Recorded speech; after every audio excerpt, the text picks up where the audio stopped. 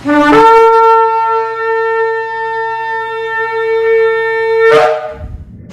Shalom, está la congregación Beit Finales del sector Candelaria en Arecibo. Esta que le habla es la Roa y la doctora Maritza Rivera. Venimos con otra parashá, la parashá número 10, la parashá Miket. Miket, y su significado es al final o al cabo. ¿Dónde encontramos esta parashá? En el libro de Bereshit, en el libro de Génesis, capítulo 41, versículo 1 hasta el capítulo 44 y versículo 17. ¿Qué nos hablan estos capítulos? Pues estos capítulos nos dicen que la prisión de Yosef termina cuando el faraón sueña con 7 vacas gordas que son tragadas por 7 vacas flacas y con 7 espigas gordas tragadas por 7 espigas delgadas.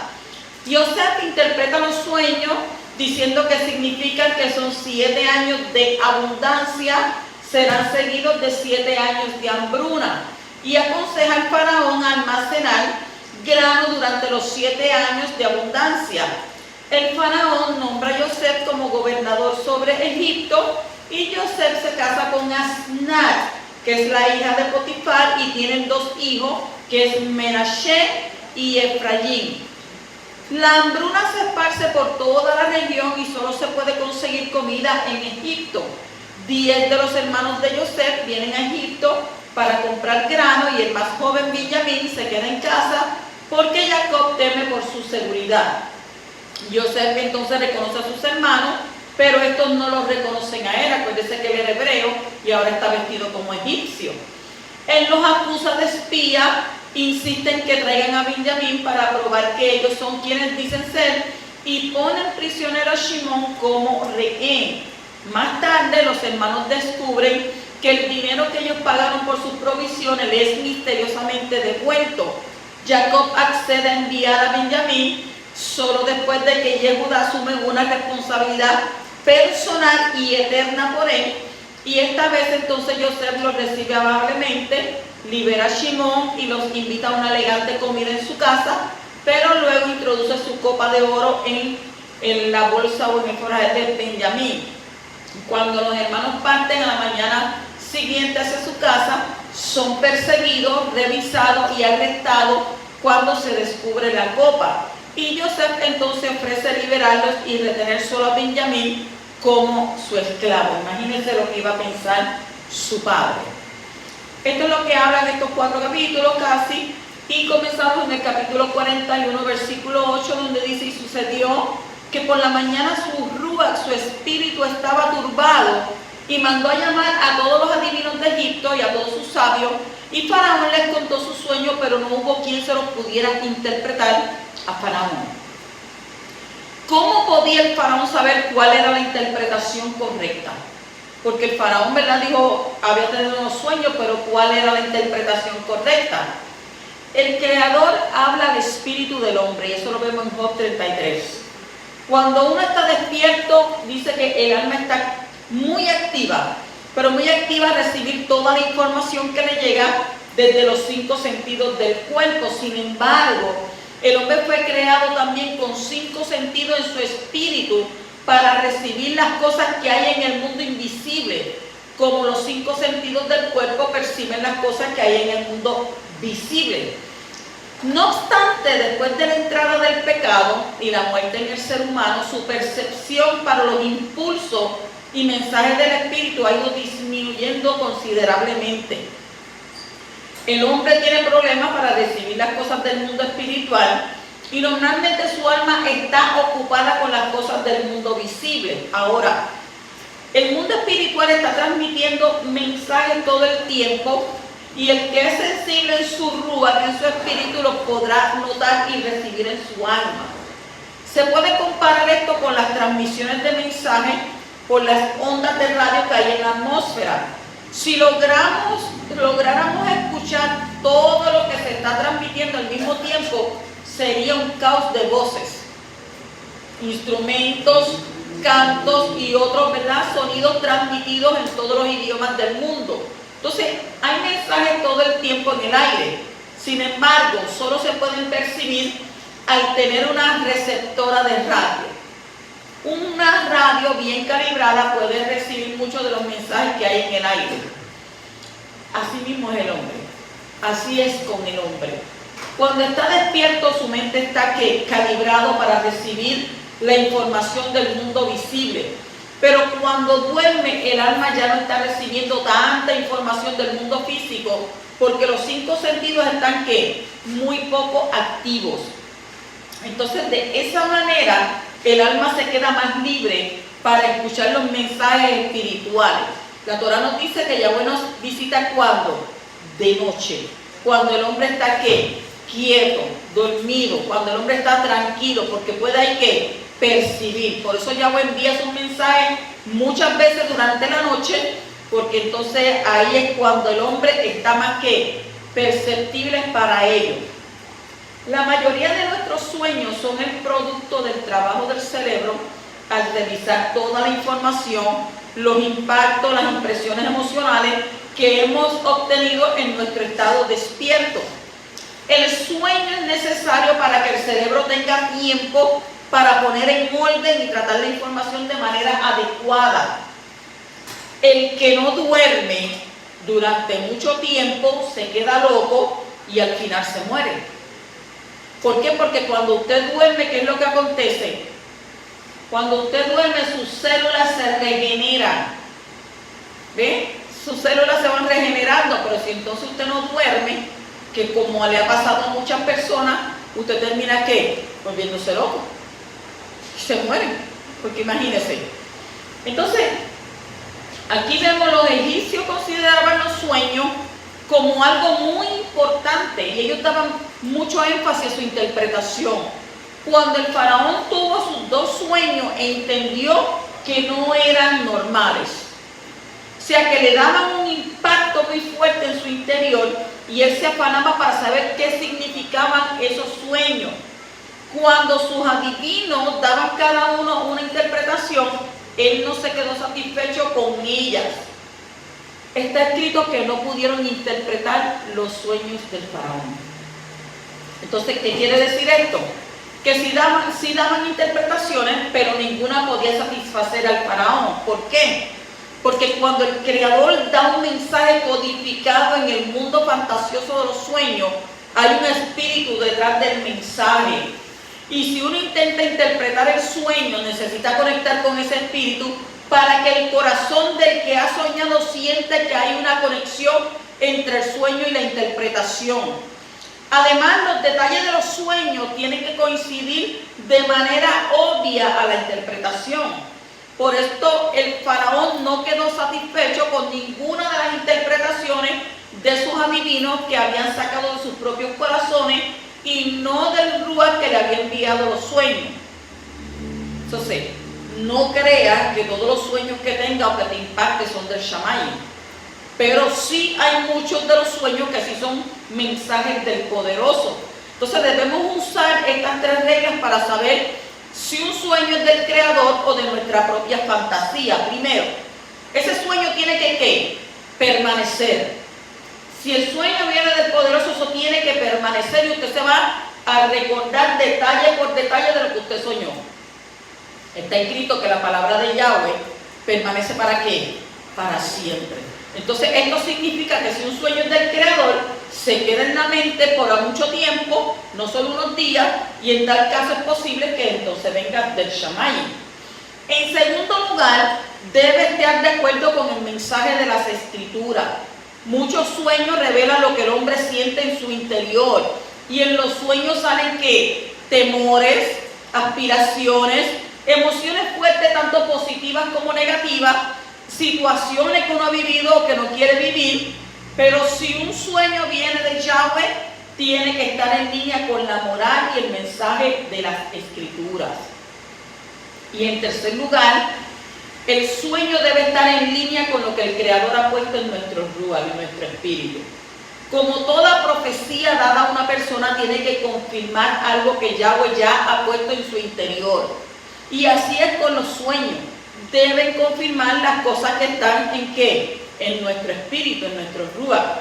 Entonces, como Yahweh había hablado al espíritu del faraón, sus sueños reflejaban esa verdad. Por eso él rechazó toda interpretación que no estaba de acuerdo a lo que él tenía en su interior. Así que, ¿qué decimos? Que Yahweh nos ayude a no tomar en serio los sueños que no son de él, pero tomar muy en serio los sueños que sí vienen de él, y que nos dé sabiduría para no creer en todo tipo de interpretación, sino solo la que sea de acuerdo con el propósito de Yahweh con el sueño. Porque a veces soñamos y entonces le decimos a alguien, mira, yo tuve este sueño, ay, a lo mejor es esto, a lo mejor es aquello. No, vamos delante de Abba a pedirle la interpretación para que él se interprete nuestros sueños. Continuamos en el capítulo 41, versículos 16, 28 y 38. Dice, José respondió a Faraón diciendo, no está en mí, Elohim dará a Faraón una respuesta favorable. Y esto es lo que he dicho a Faraón. Elohim ha mostrado a Faraón lo que va a hacer. Entonces Faraón dijo a su siervo, ¿podemos hallar un hombre como este en quien esté el ruaj de Elohim? ¿Por qué tanta repetición de los sueños del Faraón? Si una vez que lo soñara, ¿verdad? Con la ayuda de Yahweh, José dio la interpretación al Faraón en el mismo momento de escuchar su sueño. Él reconoció que esa capacidad no venía de él mismo, sino de ¿quién? Del Todopoderoso. Y el Faraón sintió en su interior que la interpretación había sido ¿qué? Acertada, porque coincidía con el impacto que el Espíritu de Yahweh había dado a su espíritu.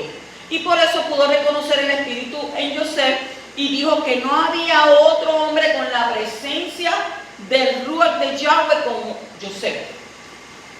Ahora, lo que me llama la atención en este relato es que no solamente el Faraón soñó dos sueños diferentes que hablan el mismo mensaje, lo cual significa que la cosa estaba bien que determinada por Yahweh y que iba a ocurrir pronto, según el versículo 32.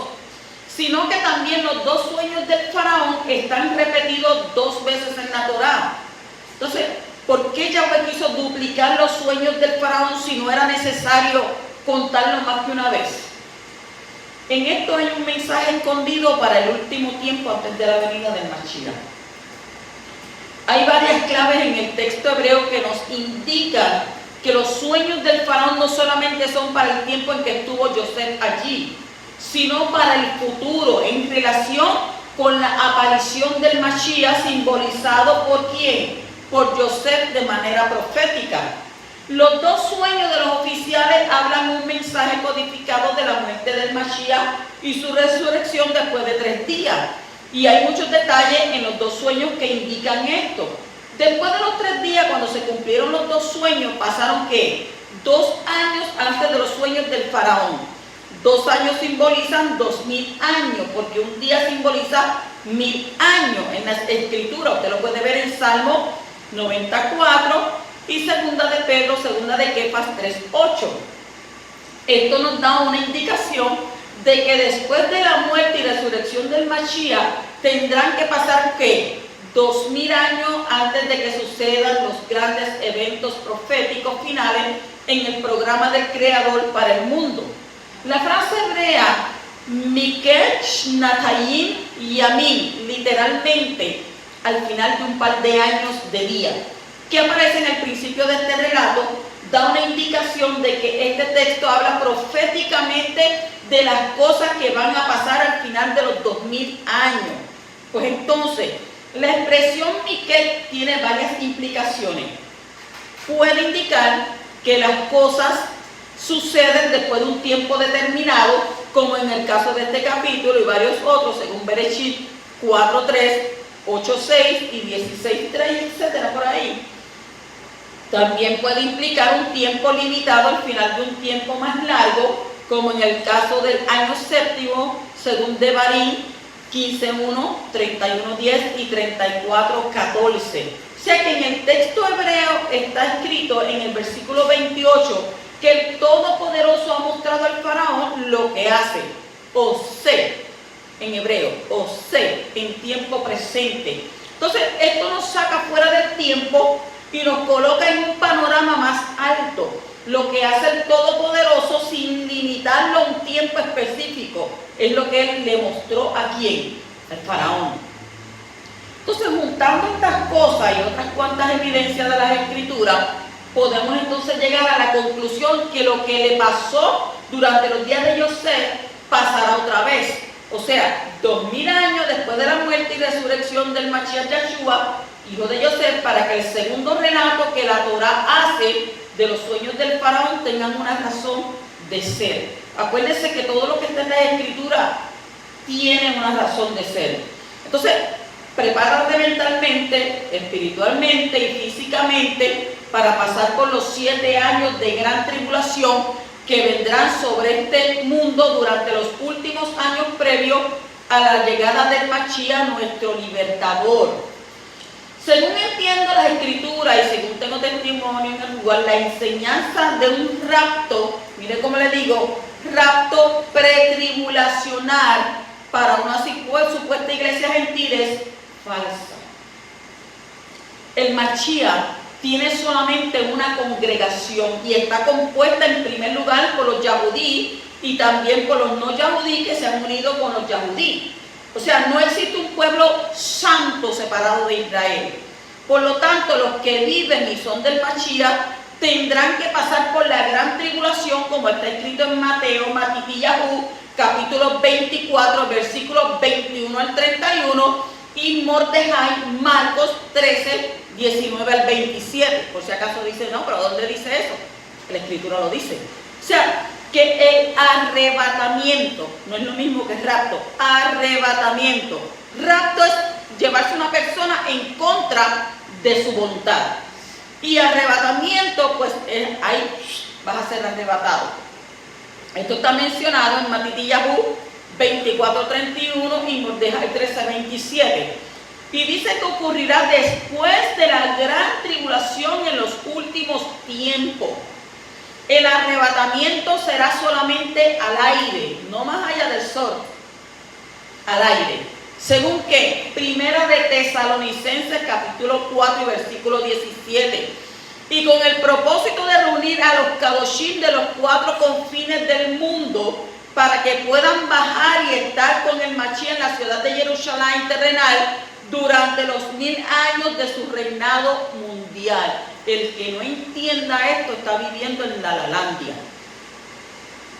Porque usted no puede pretender que todo el mundo se fastidie allá abajo y usted está allá en una ciudad dándose, ¿verdad?, golpes de pecho y aquello que, ay, que aquello, no, porque sabemos que tenemos un Elohim que misericordioso, que nadie nos engañe de ninguna manera, estemos siempre que apercibidos a la palabra de nuestro Abba Kadosh. Continuamos en el capítulo 41, versículos 51 y 52, y dice: y el primogénito Yosef le puso el nombre de Manasés, porque dijo, Yahweh me ha hecho olvidar todo mi trabajo y toda la casa de mi padre. Y al segundo le puso el nombre de Efraín, porque dijo, Yahweh me ha hecho fecundo en la tierra de mi aflicción. ¿Hay alguna relación entre aflicción y fruto?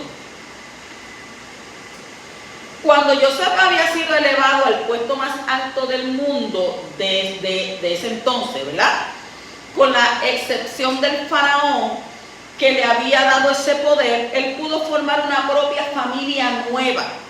Y así él logró olvidarse de la casa de su padre. Y no es que se olvidara de su padre y sus hermanos, sino que por la felicidad que ahora él estaba experimentando, ya no añoraba con nostalgia la vida de su juventud. O sea, ahora tenía una esposa y un hijo, y así su alma se quedó, ¿qué?, muy feliz. Entonces el nombre de Manasés que puso sobre su primogénito da testimonio de ello. Y el segundo hijo de Yosef recibió un nombre que revela un secreto muy profundo. El nombre de Efraín es la forma dual de la palabra hebrea Efrat. Efrat es fecundo, que viene de la raíz pará, P-A-R acentuada, pará, que significa dar fruto. O sea que este segundo hijo de Yosef fue luego escogido de manera profética para ser mayor que su hermano. La primogenitura de Israel pasó a este hijo, según que Primera de Crónicas, capítulo 5, versículos 1 y 2. Aunque Yehudá tenía el papel de dirigente entre los hermanos, y de él vino el Mashiach, no recibió la primogenitura. La primogenitura pasó a Efraín. Y en esto hay encerrado un gran misterio que no tenemos la posibilidad de desarrollarlo aquí. Solo quiero destacar el hecho de que su nombre revela algo muy hermoso, según aparece en la boca de Yosef. ¿Qué dijo él? El Todopoderoso me ha hecho fecundo en la tierra de mi aflicción. Entonces hay una relación importante entre la aflicción y el fruto. Desde los 17 años, que usted sabe que vendieron a Yosef a los 17 años, y entonces ahora él tenía que dar 30 años.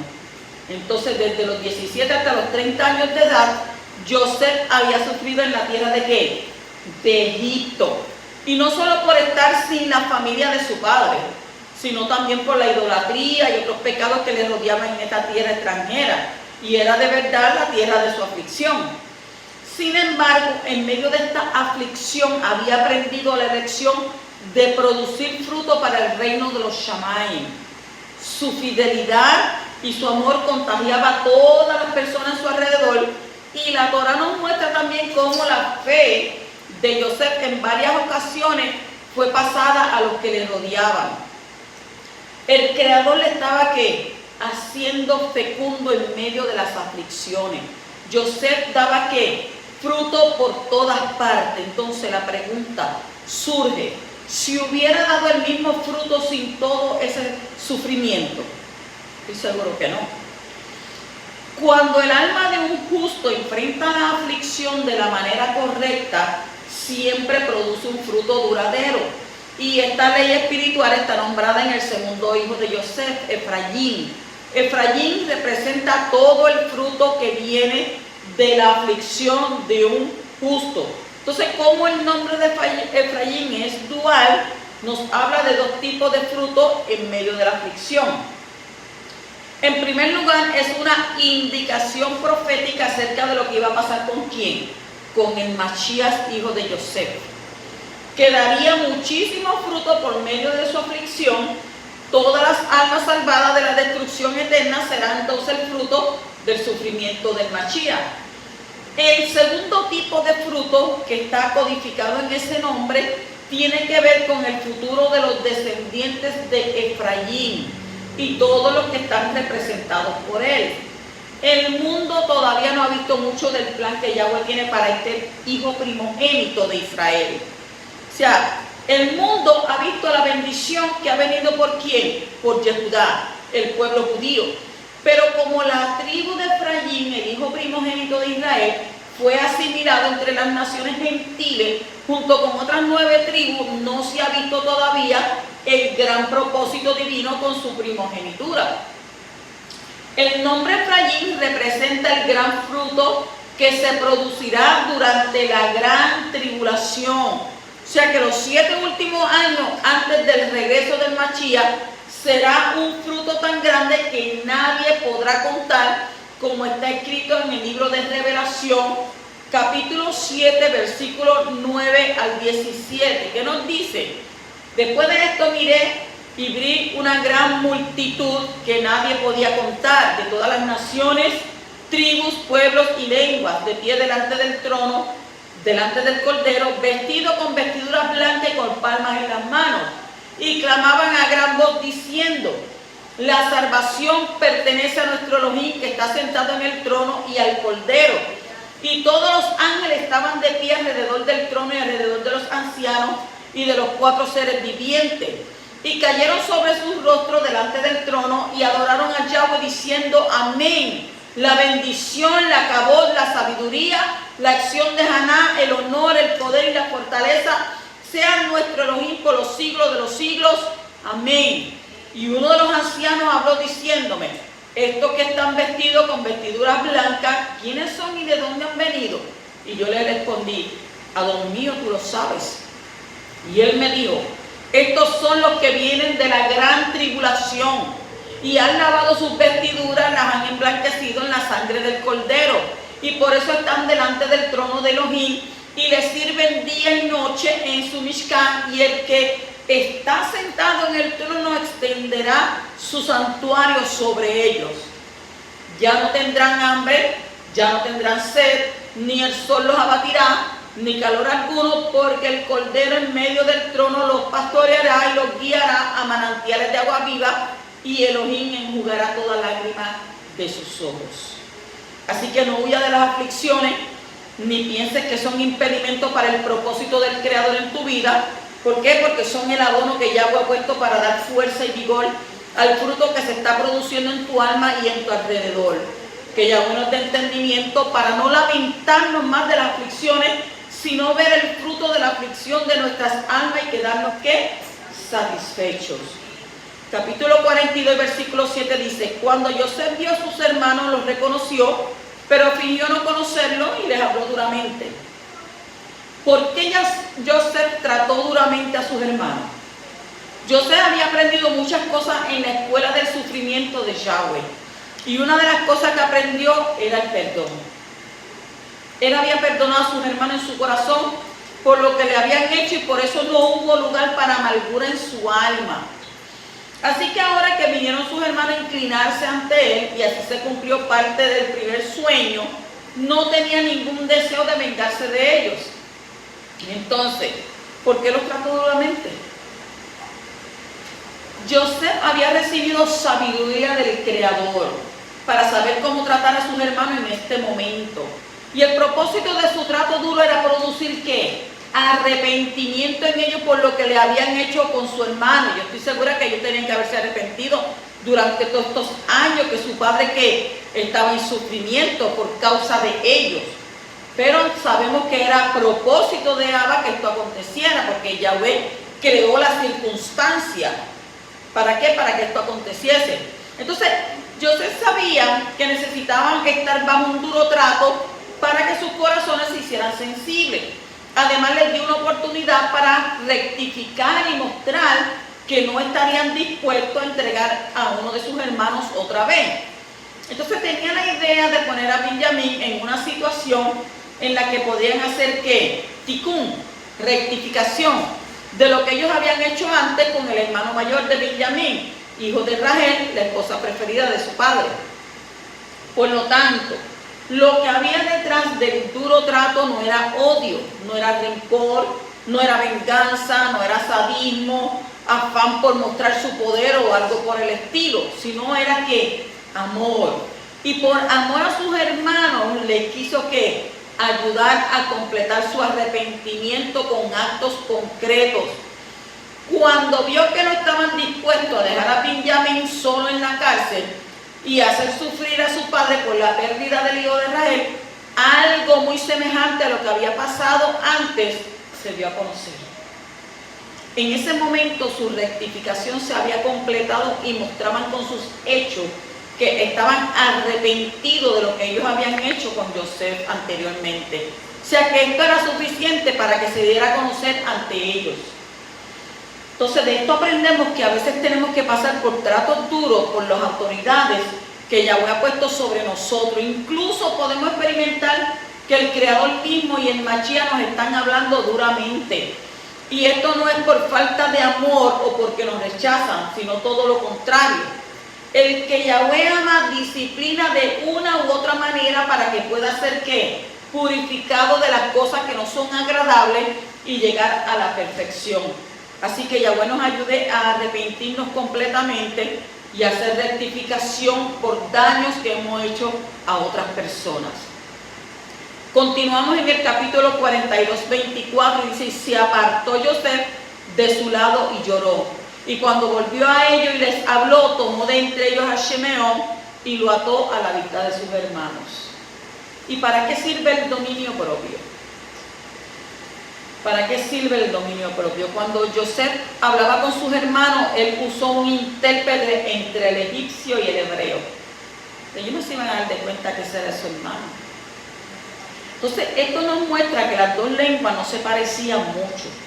¿Por qué? Porque José tenía que dominar sus emociones, suprimir sus propios deseos para poder estar delante de sus hermanos y hablarle duramente. Entonces no le era fácil.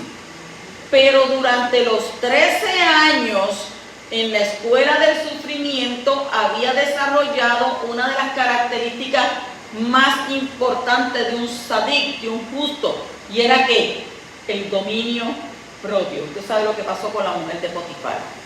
Entonces el dominio propio es una de las características del Mashiach, a cuya imagen el primer hombre fue creado. Después de la caída en pecado, el hombre tiene mucha falta de dominio propio. Y por eso cuando Yahweh trata con una persona para restaurarla y volver a hacerla conforme a la imagen del Mashiach, también trabaja con esta en esta área de su carácter.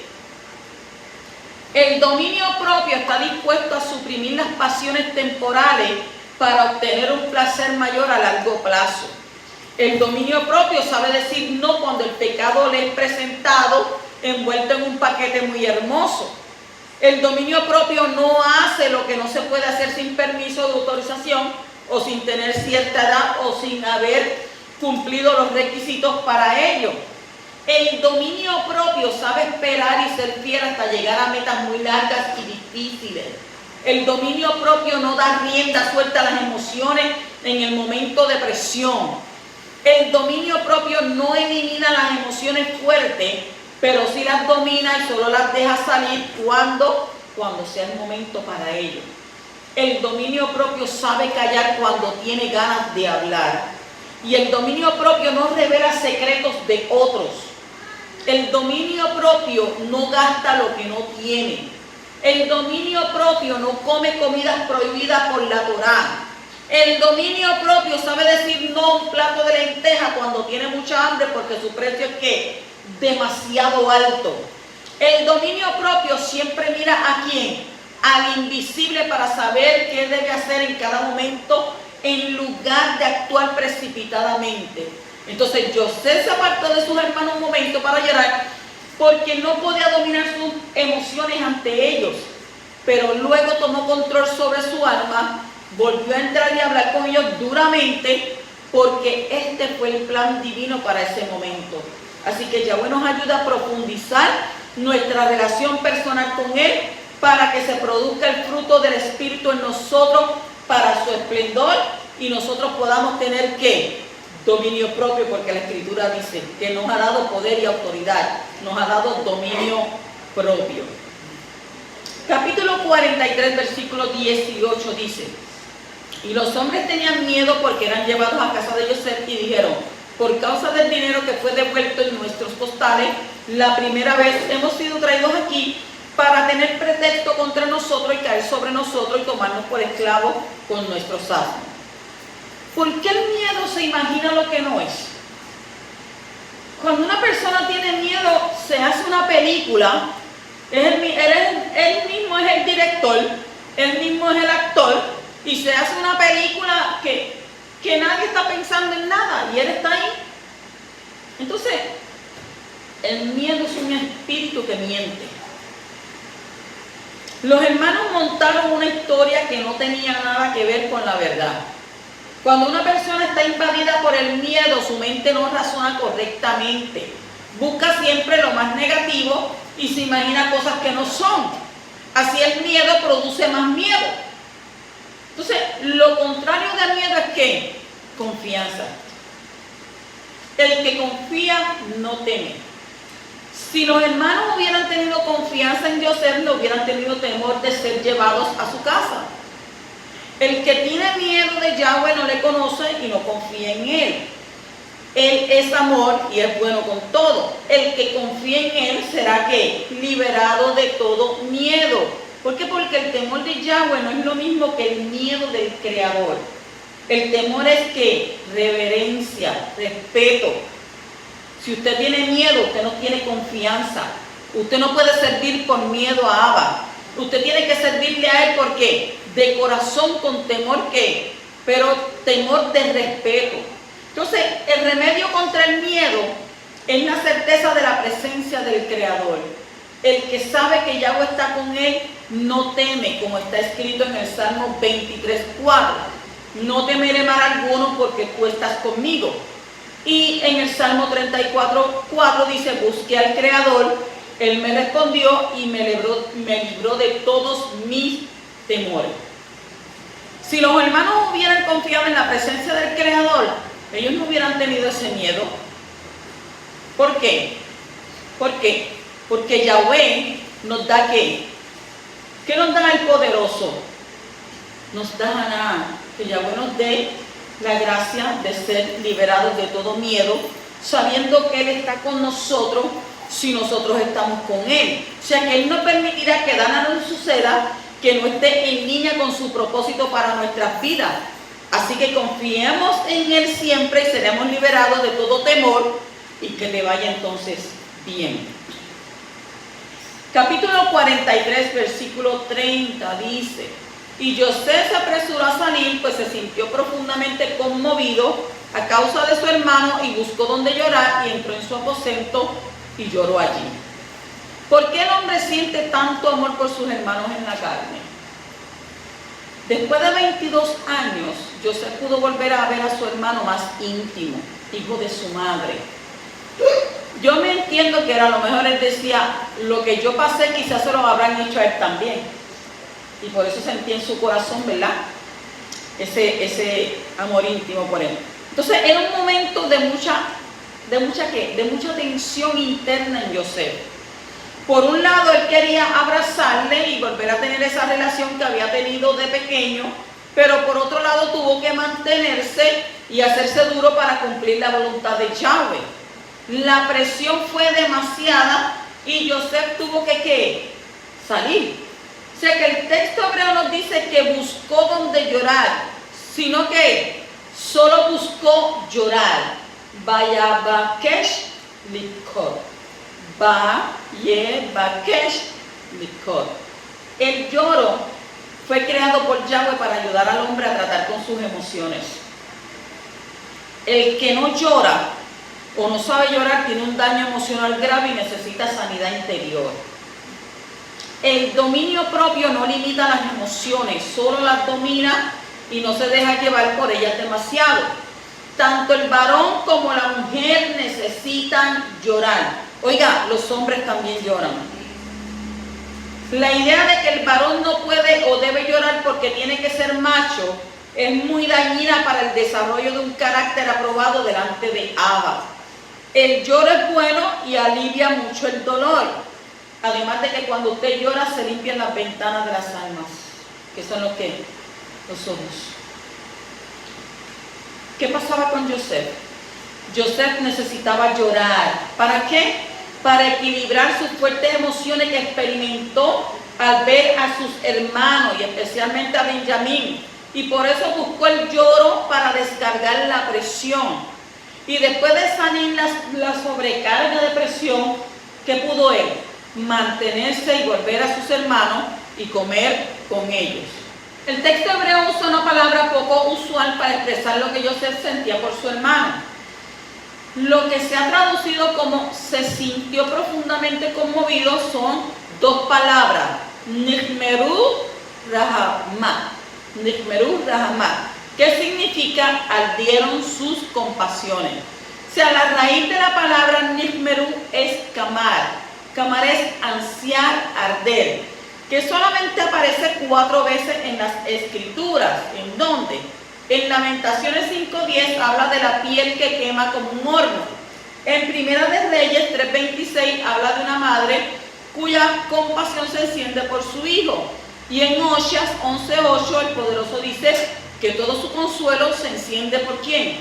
Por Efraín. Yahweh ha creado las emociones para que el hombre pueda sentir como él siente. Las emociones más fuertes tienen que ver con la familia. Un esposo tiene fuertes emociones hacia su esposa y viceversa. Y los padres tienen fuertes emociones hacia sus hijos y viceversa. Los hermanos tienen fuertes emociones entre ellos. Entonces la palabra que es usada en este texto manifiesta que José sentía que compasión por su hermano en la carne, como una madre siente por su hijo y como Yahweh siente por Efraín. El duro trato en la vida no había dañado el afecto fraternal en José. Su corazón no se había endurecido en los momentos de maltrato que había vivido, porque él logró mantener su corazón blando y sensible a las emociones que venían de lo bueno. Así pudo entonces sentir su hermano algo de lo que siente el Creador por sus amados. Así que si tú eres discípulo del Mashiach, Nuestro maestro es un hombre de muchas emociones. Cuando vio las multitudes espiritualmente y físicamente desamparadas, tuvo tanta compasión de ellos que estaba dispuesto a sacrificar su comida, sus sueños, su tiempo y hasta su vida para suplir las necesidades. Y ese hombre es nuestro ¿qué? Nuestro gran ejemplo. Así que Yahweh nos ayude a amar a nuestros hermanos en la carne y nuestros hermanos de pacto con ardiente compasión. Shabbat Shalom.